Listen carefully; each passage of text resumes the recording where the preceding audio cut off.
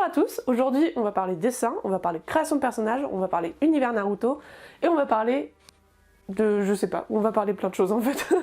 Il y a quelques temps déjà, vers mi-juin, début juillet, Oji Sensei, sur Twitter, a décidé d'organiser un concours de dessin. Mais pas vraiment un concours entièrement de dessin, c'était un concours de création de personnages, donc la narration faite du personnage, son background, etc., son histoire, allait aussi compter dans les votes. Donc ce n'était pas uniquement des compétences de dessin qui étaient demandées. Je vous invite d'ailleurs à aller jeter un œil sur son Twitter, il est hyper intéressant, il fait des jeux Naruto, des jeux narratifs Naruto. Tout ce qu'elle met est hyper intéressant, c'est une fille très sympathique, donc je vous invite à aller voir si ça peut vous intéresser. Le lien est en description. Du coup, moi quand j'ai vu le tweet d'Oji Sensei qui organisait un concours, il y a un truc qui s'est passé là-haut, tu vois, il y a une petite lumière qui s'est allumée, et s'est dit tiens, et pourquoi pas redessiner Kitane. Et du coup c'était l'occasion de la sortir du placard, littéralement, pouvoir lui offrir un petit redesign avec un chara-design mieux. Cette vidéo va être divisée en plusieurs catégories parce que je pense qu'elle sera assez longue. Donc s'il y a une catégorie qui vous intéresse plus que l'autre, je vous invite à aller en description, il y aura tous les timecodes des catégories, et comme ça vous pourrez aller sur celle qui vous intéresse le plus. Elle va être divisée en à peu près 4 catégories, à savoir la première qui va porter sur le préquel du personnage, c'est-à-dire le contexte dans lequel il a été créé. Dans cette partie-là, il y aura aussi l'histoire du personnage, son background, comment j'ai appréhendé la chose au départ, à l'époque, parce que c'est un personnage qui est assez vieux, que j'ai remis au goût du jour. En deuxième partie, du coup, il y aura les références et tout le travail préparatoire que j'ai fait avant de commencer à dessiner, et du coup, j'aimerais casser les préjugés qu'ont beaucoup concernant les références, et bien sûr, cela reste personnel, vous n'êtes pas obligé de l'appliquer. La troisième partie, ça sera dirigé sur la partie dessin, du coup, toute la partie chara-design qui a été faite, donc c'est-à-dire la pose entière du personnage plus les 3 expressions que j'ai réalisées. Ensuite, la dernière partie, ça va se concentrer sur l'illustration qui a été faite. Malheureusement, je l'ai pas filmé en tant que tel, j'ai pas filmé le speed paint en tant que tel. Du coup, c'est un peu dommage, mais c'est pas grave, je vais vous parler avec des étapes, des étapes de colo, je vais faire un petit truc sympa quand même. Donc parlons du personnage, de son histoire, etc. etc.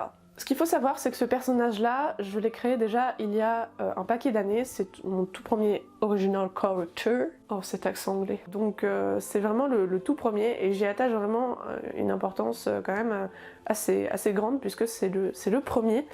Et du coup il a une place dans mon cœur qui est assez grande, et du coup ça fait plaisir de la redessiner malgré tout. Donc ce qu'il faut savoir, c'est que moi j'ai 20 ans, donc je ne suis plus au collège depuis quelques années, et ce personnage a été créé quand j'étais au collège, quand j'étais en 4ème pour être précise, donc ça fait quelques temps déjà. Une chose que j'ai oublié de préciser, c'est que ce personnage est important pour moi et a une grande place dans mon cœur, oui, mais pas seulement parce qu'il est le premier que j'ai créé. Il représente aussi un idéal pour moi. Cette époque de ma vie n'est pas une période que j'apprécie particulièrement ou quelque chose que j'aime me remémorer. Comme beaucoup, le collège a été pour moi un long supplice, j'étais mal dans ma peau et ce personnage m'a en quelque sorte permis de supporter un peu mieux cette période. C'est une femme forte qui porte en elle toutes ses faiblesses, tous ses regrets, sa douleur, mais qui fait tout pour avancer. Certains le savent déjà, et si vous le savez pas, sérieux, je sais pas ce que je peux faire pour vous.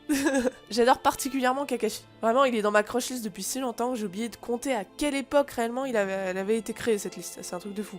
La base de cette fiction, ça a été de vouloir dans un premier temps orienter un chouïa plus l'histoire sur la relation entre Kakashi et mon perso principal. Une romance, mais tout en restant dans un bon shonen de combat. Dans Naruto, Kakashi n'a jamais montré le moins d'attachement particulier pour quelqu'un, hormis Guy, et là c'est chaud. Et la perspective à l'époque que ce soit un personnage qui finisse sa vie seul me paraissait vraiment cruel. Pour moi qui kiffais le personnage, c'était cruel.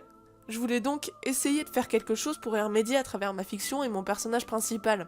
À cette époque-là, j'écrivais une fiction avec une amie sur Naruto, tout simplement, et c'est à ce moment-là que j'ai créé ce personnage-là, Kitane, qui devait être notre personnage principal de la fiction au final. Ce qu'on voulait faire avec ce personnage, c'était... on voulait pas faire une histoire vraiment à part entière, créer vraiment un univers tout cassé de l'univers Naruto et de faire vraiment un truc à notre sauce. On voulait un peu faire ça, mais la volonté principale du truc, c'était de ne pas casser la timeline qu'avait fait le créateur de Naruto. Ce qu'on voulait, c'était vraiment comme si le personnage, il était naturellement dans la série. On voulait que les gens puissent regarder par exemple la série et se dire tiens, c'est vrai que à ce moment-là, Kitane elle aurait pu être là, ça aurait pu faire ça. En gros, c'était reprendre la timeline de Naruto, essayer de trouver une cohérence pour intégrer le personnage à l'intérieur, et après bien sûr, à partir du moment où elle est vraiment dans la timeline, ça va changer des choses, mais tout en conservant les événements qui vont suivre. Alors effectivement, c'est pas pour du fanservice. Je trouvais intéressant qu'elle soit la sœur de Naruto parce que lui, il a grandi sans famille. Tandis que elle aurait grandi avec la sienne mais l'aurait perdue, sans que sa famille n'ait un jour gardé le moindre souvenir qu'elle en avait fait partie. En plus, ils sont clairement opposés car ils n'ont pas eu la même expérience de vie. Elle a pu apprendre de son père et de sa mère, tandis que Naruto non. Je voulais voir quelle tournure ça pourrait prendre. Elle était génie tandis que Naruto était un raté, etc. Plein de contraires qui fait que ça aurait pu être sympa d'avoir ce choc et de voir deux évolutions totalement différentes. Et puis entre nous, après tout ce que cette famille a subi et fait comme sacrifice, je voulais apporter aussi un peu de bonheur et de réconfort aux deux restants. En fait, avec ce perso, ce qui est bien, c'est que on peut se dire, on a suivi la timeline, pour autant, quand elle est censée être là, pas du tout être le même passé que ce qu'on a dans la série, normal. Enfin, sauf que je me suis dit, ça va faire bizarre d'avoir un perso où le passé il est totalement différent, genre Kakashi il est déjà pote avec Yamato, c'est pas logique, enfin Kakashi il est pas censé avoir une équipe après la mort d'Obito et Rin. C'est là qu'est venue l'idée qu'il fallait la faire disparaître quand elle était jeune, en lui faisant utiliser une technique qui fasse oublier sa propre existence. Et comment elle pourrait utiliser cette technique? Tout simplement en pensant qu'elle-même allait mourir et pour éviter de faire souffrir à nouveau ses compagnons. Du coup, les gens ont oublié sa propre existence, la chute ne lui a pas été fatale, donc personne n'est venu à son secours, puisque tout le monde l'avait oublié. Donc du coup, elle s'est retrouvée un petit peu piégée dans sa technique. Par la suite, elle a été dérobée par l'homme masqué. L'homme masqué, pourquoi il a voulu la capturer? Pour tout simplement qu'elle fasse l'objet d'expériences, tente déjà de mettre au point son plan, œil de lune avec Jubi, etc. etc. À cette époque-là, quand j'ai créé ce personnage, il venait juste d'y avoir l'attaque de Pain. Donc c'est-à-dire qu'on était dans les HS de fin de l'attaque de Pain quand j'ai créé ce perso-là. Donc on n'avait pas encore toutes ces informations sur Jubi, etc. etc. Je me suis dit, putain, ça serait marrant ça serait sympa que mon perso, il ait été capturé pour déjà faire des tests en fait avec Orochimaru, tout ça à l'époque. Ils aient rassemblé déjà plein de fragments de tous les démons à queue, sauf qu'ils n'ont pas la forme parfaite de chaque démon parce qu'ils n'ont pas encore capturé les autres. Par contre, ils ont trouvé un petit peu de chakra par-ci, un petit peu de chakra par-là de chaque démon, et du coup, ils ont tenté de faire un Jubi, et donc de l'insérer dans un réceptacle. Du coup, en fait, Kitane, elle est le réceptacle de Jubi, mais c'est pas sa forme parfaite, puisque c'est un Jubi créé à partir de fragments. Un autre point qui avait son importance, la concordance temporelle. Elle est très dure à faire, mais je pense que normalement tout concorde avec mon personnage par rapport à l'histoire de Naruto et donc la timeline comme on a parlé avant. L'homme masqué lui a pris sa jeunesse, elle est quand même restée enfermée plus de 16 ans loin de sa famille. L'homme masqué a attaqué son village, elle a appris la mort de ses parents par sa voix, sans avoir pu être là pour eux, et sans qu'ils partent avec le souvenir d'avoir déjà eu une fille. Et elle pense être seule au monde, elle n'est pas au courant pour Naruto. Sans oublier les expériences horribles qu'elle a pu subir, pas étonnant qu'elle cherche à se venger, les gens l'ont oublié, quelle autre raison a-t-elle de vivre maintenant? Comment elle va surmonter ça? Comment elle va vivre après ça? Comment elle va réagir quand elle découvrira qui se cache réellement sous ce masque? Quelles concessions elle va devoir faire à la suite? Je trouvais qu'il y avait vraiment beaucoup de perspectives intéressantes à prendre là-dedans, et du coup je m'étais orientée là-dessus. Donc ce qui est assez marrant avec ce personnage, c'est que plus je le relis maintenant, et plus je me dis qu'en fait c'est un peu un Superman, mais en fille, parce qu'elle est hyper puissante, mais en fait elle a des faiblesses en mode un peu kryptonite. Et du coup, je trouve ça plutôt rigolo ce rapprochement-là, parce qu'il n'était pas du tout voulu. Et au contraire, je voulais faire quelqu'un qui était certes puissant, mais qui était aussi abordable et humain en fait. Par rapport à ses faiblesses, au-delà de sa maladie relative aux essences adverses de Raiton, je trouvais ça amusant de lui mettre un mauvais sens de l'orientation. Déjà parce que moi-même je suis dans ce cas-là, je sais pas m'orienter, mais aussi parce que venant de la fille de Minato, d'un prodige, ne pas savoir lire une carte ou se diriger dans la nature est quand même très handicapant et ridicule. Petite anecdote, Kitane s'appelle comme ça parce que je voulais que le personnage principal commence par la même lettre que Kakashi, donc un K. Suite à ça, j'ai associé une série de syllabes et ça a donné Kitane. Cherchez pas ma logique foireuse, j'avais que 13 ans. Deuxième anecdote. En faisant un marathon Naruto, j'étais choquée d'entendre un seiyuu dire Kitane. C'était pendant l'arc de Sora là. Kitane, c'est un des 12 ninjas gardiens en même titre qu'Azuma. Alors, est-ce que ça a joué sur le prénom? Je saurais pas vous dire honnêtement. Normalement non. Mais le cerveau retient parfois des choses qu'on veut pas et stocke l'info. En plus, j'ai jamais trop aimé cet arc, donc je l'ai souvent passé. On entend son nom que une ou deux fois sur un épisode, donc ça m'étonnerait que ça soit vraiment ça qui est déclenché. En tout cas, c'est clair que c'est pas du tout intentionnel, mais mon subconscient a peut-être enregistrer l'information ou la sonorité. Je vous dis pas la surprise quand on entend le nom de son perso dans un épisode de manière inattendue. J'ai rigolé comme une balade pendant de longues minutes après coup. Bon, parlons peu, parlons bien. Les références, c'est important.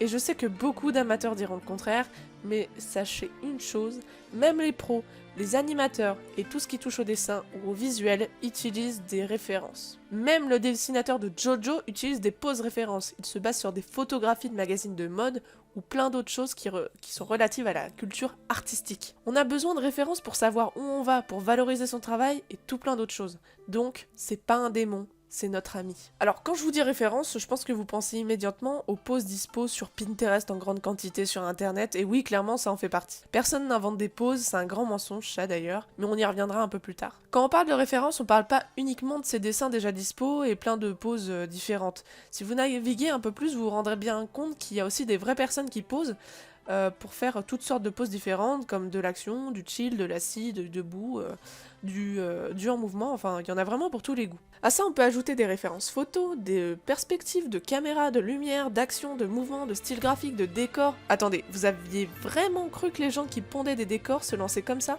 Ah non, hein. Ils ont dans leur dossier des références solides à des environnements qui existent déjà, et c'est ça qui rend leur travail mieux valorisé. D'ailleurs c'est comme ça partout. Les photographes, les chara-designers, ils ont des références et des bases de données en béton. Le problème, c'est que ces banques de données, elles sont vraiment personnelles à chaque artiste, de leurs envies, de ce qu'ils aiment, de ce qui fait leur sensibilité au final. Mais certains artistes ont tendance à essayer de casser ça en disant « Oui, on a des banques de données. » Non, on les donne pas, mais on en a. Et aussi, rien n'empêche à quelqu'un de se prendre en photo pour faire sa propre pose de référence. On pourra pas vous dire « Vous avez piqué ma pose, oh, gna gna ». Ouais, ça peut arriver. Donc les références, c'est pas le démon, au contraire. Les grands les utilisent, il y a bien une raison, alors pourquoi, entre amateurs, on jette des bâtons dans les roues comme ça ? Franchement, bonne question. Après, vous vous doutez un peu de ce que j'ai pu chercher, ambiance de lumière via des photos, etc. Des références couleurs, pour trouver des couleurs sympathiques, parce qu'en plus j'ai beaucoup de mal à les choisir moi-même, mais vous pourrez le voir dans le speed paint. J'ai aussi eu des références pour envoyer à des personnages existants, et oui, le kunai, la ceinture, même le vêtement de base est légèrement inspiré de la tenue plus jeune de Kushina. Après, bien sûr, des références aux vêtements de Naruto, c'est évident, puisqu'on est dans l'univers. J'ai utilisé des références de personnes qui posaient aussi, j'ai parfois fait des modifications aux poses, car elles n'étaient pas parfaites pour ce que je voulais faire. Concernant l'illustration, là, on s'est fait plaisir niveau référence. Rêve photo de donjons, de chaînes, de briques sales, vieilles cassées, mousse, des textures, tout plein de choses, des textures de sol, des textures d'effets, des FX, des machins. J'ai cherché plein de choses. Tout a été cherché donc au préalable, car j'avais déjà une idée parfaite en tête, mais les références ont appuyé le dessin dans sa réalisation et ça m'a beaucoup aidé à des moments où je bloquais. Entre nous, vaut mieux passer une soirée à faire des recherches, même s'il y a finalement des choses qu'on ne met plus ou que finalement on se dit oh c'est pas ouf, bah je vais pas le mettre, plutôt que de devoir s'arrêter dans la réalisation du dessin pour partir sur 3 heures de recherche parce qu'on a oublié de le faire. Après, évidemment, parfois ça arrive quand même avec de la préparation, et dans tous les cas, chacun sa méthode, mais je vous conseille fortement d'essayer de tout préparer à l'avance et voir ce que ça donne. Donc suite à ça, après avoir fait un petit peu un premier chara-design du perso, tout simplement j'ai commencé à faire le line, donc j'ai pas pris en vidéo le chara-design du perso parce que c'est beaucoup de recherche, et puis je devais essayer de retrouver mes anciens dessins pour essayer de reprendre des idées que j'avais déjà mis sur l'ancien perso. Et j'ai pas gardé grand chose en fait, mais j'ai vraiment essayé de garder par exemple son haut qui laissait ses épaules nues. J'ai essayé de reprendre cette idée là parce que j'aimais beaucoup cette idée. Après j'ai essayé d'interpréter avec les références personnages comme je vous l'ai dit juste avant. Donc au départ j'ai essayé de faire le line sur Clip Studio Paint parce que j'ai acheté le logiciel et il faudrait bien que j'apprenne à l'utiliser, sauf qu'au final vu que j'arrivais pas trop à faire un line propre pour moi, je l'ai fait sur un perso et après je suis passée sur Photoshop parce que j'arrive mieux à line sur Photoshop étant donné que je me suis donné les moyens de faire des lines à peu près corrects sur le logiciel. J'ai choisi de faire un line coloré aussi et pas noir parce que déjà en violet j'ai l'impression que, je trouve que je vois mieux, donc en général j'essaie de colorer toujours les lines, les brouillons, donc le brouillon, je le fais d'une couleur assez claire, et puis après je fonce petit à petit de plus en plus à chaque fois que je dois repasser par-dessus. Ça permet juste de mieux voir pour moi, et c'est juste pour être plus lisible. Du coup, comme je vous l'ai dit, le haut, j'ai essayé de reprendre l'idée que j'avais de base et après, je l'ai réinterprété de manière différente.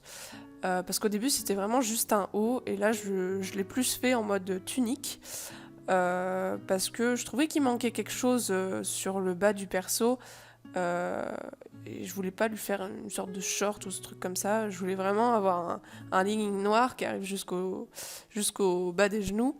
Donc je me suis dit, ah bah une tunique qui continue, c'est pas mal. D'ailleurs, cette tunique, comme j'ai dit précédemment, elle tire un petit peu sur la tenue de Kushina quand elle était enfant. Voilà, avec les petits nœuds qui passent sur le passage au-dessus, au niveau des épaules. Les coutures, entre guillemets, voilà, c'est ça, je crois. Ça rappelle un peu la tenue de Kushina à l'époque.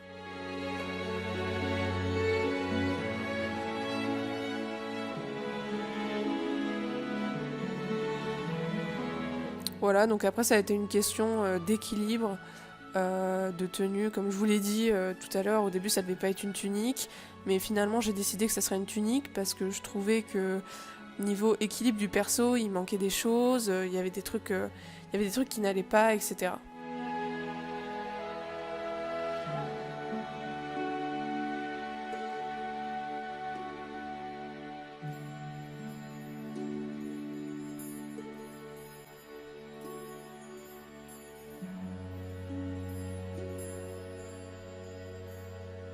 Donc ensuite vient l'étape d'abord des aplats de couleurs, donc c'est la colo, hein, la base de colo. Donc pour ça, rien de plus simple, donc j'ai mis un fond gris tout simplement juste pour mieux voir ce que je faisais.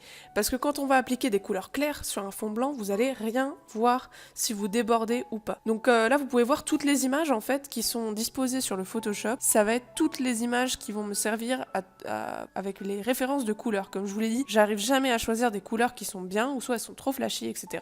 Donc j'ai préféré prendre des couleurs que j'aimais bien sur certaines images et les mettre sur mon perso et ensuite les modifier s'il fallait les accorder. Puisqu'une couleur n'a pas la même, ne ressort pas pareil en fonction de si elle est à côté d'une certaine couleur. Donc après on a modifié parfois.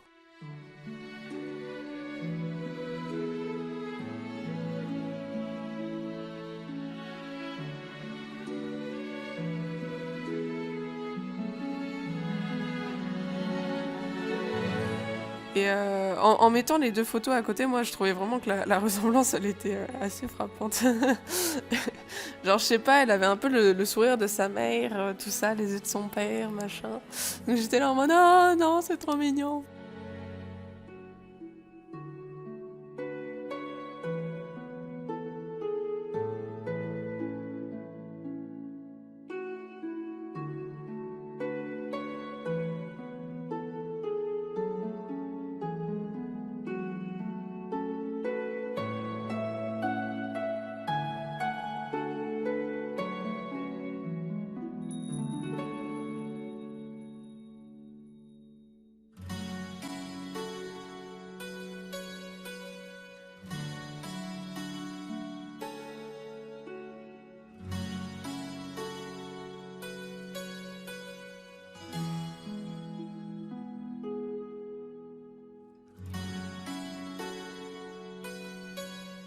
Bon, vous pouvez voir que j'ai fait les étapes, mais vraiment les plus longues de la colo, à savoir les aplats, je les ai pas fait au lasso. Je les ai vraiment fait à la mano, donc ça a pris plus de temps.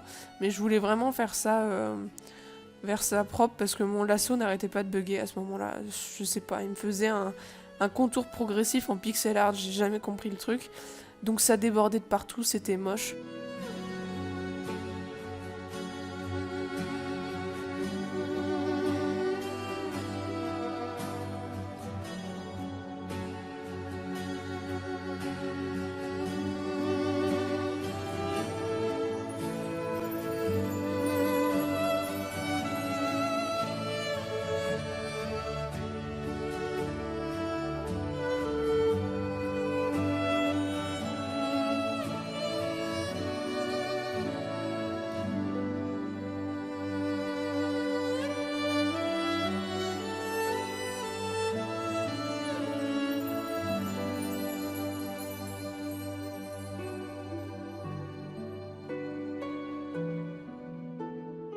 Après, pour les ombres, là on arrive dans le côté efficace le côté un peu plus technique. Donc tout simplement pour les ombres, j'ai fait une colo simple. Il y a une couleur de base, les aplats, une couleur d'ombre, c'est tout. J'avais beaucoup de mal, sachez que j'avais un bel art bloc de colo cette année, j'arrivais plus à colo, je faisais de la merde, donc je faisais plus de couleurs globalement. C'était une année noire pour moi cette année. J'ai fait que des sketchs, que des trucs en noir et blanc, parce que je n'arrivais pas à colo, j'arrivais plus à faire des choses avec des couleurs, j'arrivais plus. Donc du coup ça a été dur, c'est pour ça que j'avais beaucoup d'appréhension et que la colo c'était dur et que les aplats j'ai mis du temps parce que je voulais vraiment retarder cette étape le plus possible parce que ça allait me prendre la tête, je le savais. Et au final, le fait de faire une colo simple, ça a été plutôt agréable parce que c'est assez simple à gérer, on a juste à savoir d'où vient la lumière, et vu que c'est une des choses que j'ai fortement travaillé ces 2 dernières années, les études de la lumière, d'une lumière forte avec des ombres fortes, et ça ne pouvait que coller. Donc du coup, tout simplement, j'ai choisi que la lumière venait de gauche, et du coup, j'ai appliqué toutes mes ombres pour essayer de mettre les formes, les volumes un peu plus en avant.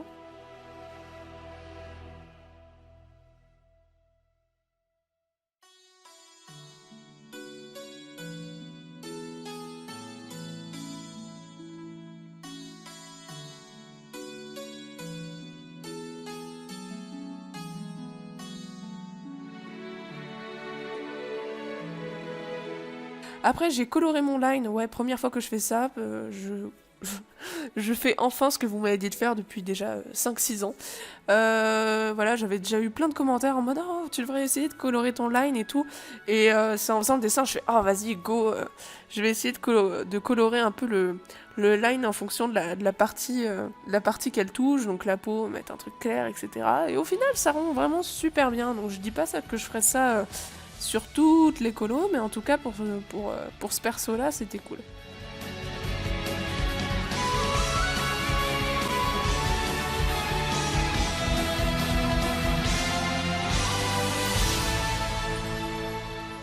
Donc après j'ai essayé de faire quelque chose, un travail de lighting, parce que ma colo reste assez fade et simple, et donc je voulais essayer de relever ça avec le lighting, parce que oui, le lighting c'est ce qui fait tout dans un dessin, voire quasiment tout dans un dessin.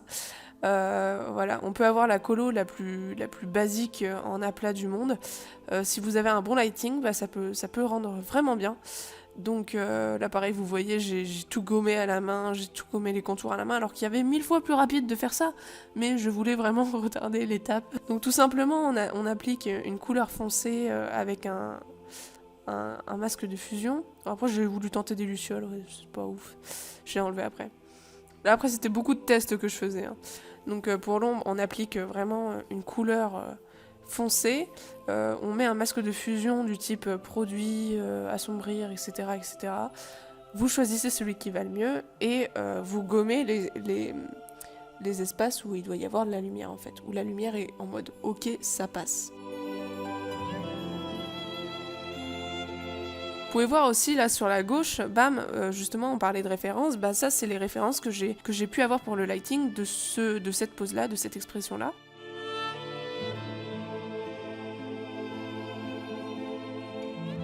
Je l'ai mis sur tout le perso, après j'ai gommé pour que ça soit plus facile. J'ai gommé là où la lumière pouvait taper. Et après, voilà, je voulais qu'elle soit dans une ambiance forêt, donc j'ai gommé un petit peu par-ci, par-là, en fonction de là où il pouvait y avoir des creux de lumière, comme si elle était dans la forêt. Bam.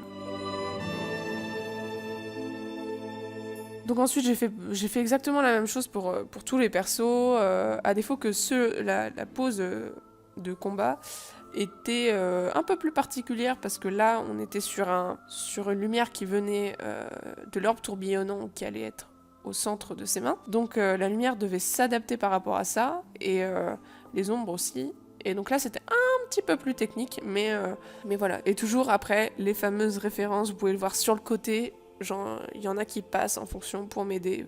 Sur le visage principalement parce que c'est compliqué, il y a beaucoup de formes dans ce truc là, parfois sur les drapés, etc., etc. C'est important d'avoir des références juste pour ça, juste pour pas qu'on soit bloqué pendant une demi-heure à essayer de chercher un truc et au final faire un truc qui soit pas du tout logique.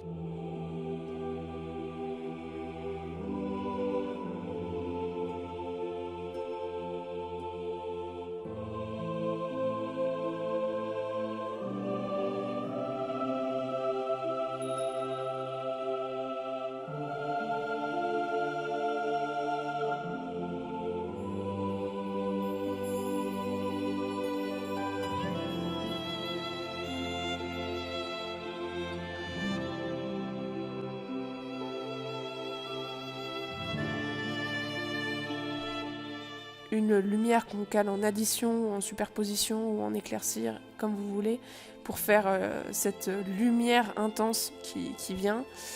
Voilà. Mais vraiment, un bon lighting, c'est vraiment hyper important pour votre dessin et parfois ça vous sauve une colo parce que franchement, mon portrait, il était pas fifou, je trouve, dans la colo.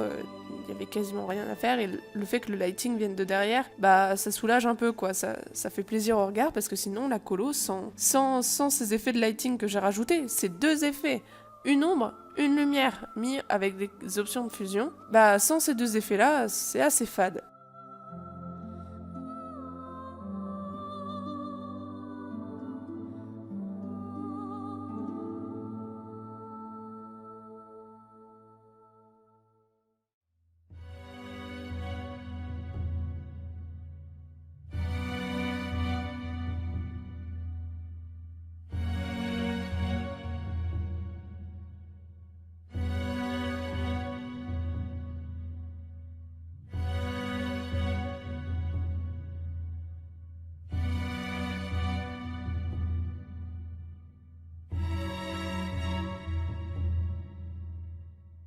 Eh bien, pour Lilu, du coup, on a commencé tout simplement par un sketch global. Le tout, c'est d'aller vite, de présenter ses idées, même si c'est pas complet.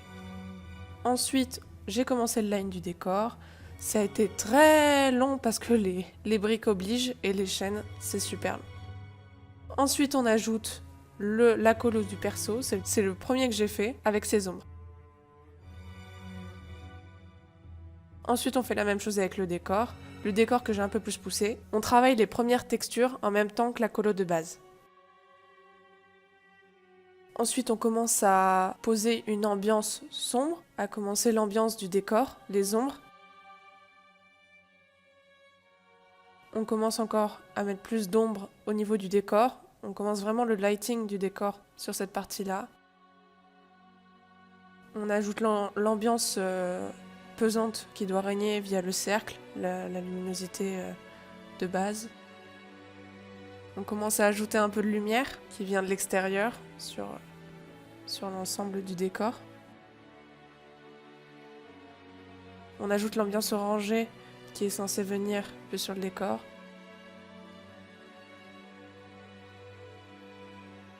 On ajoute les lights du perso, ombre-lumière comme d'habitude.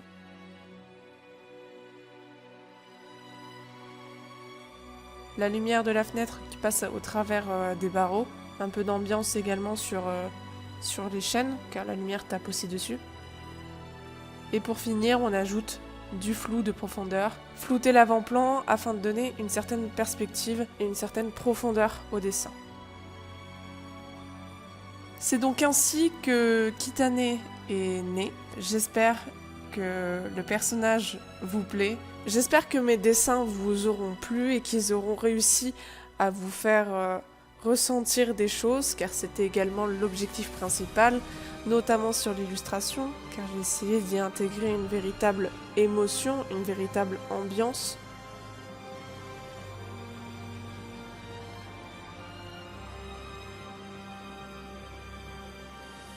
En tout cas, je suis vraiment très contente de ce que j'ai pu produire. La redessinée était vraiment incroyable et j'ai pris beaucoup de plaisir avec ce personnage qui est pour moi d'une puissance incroyable.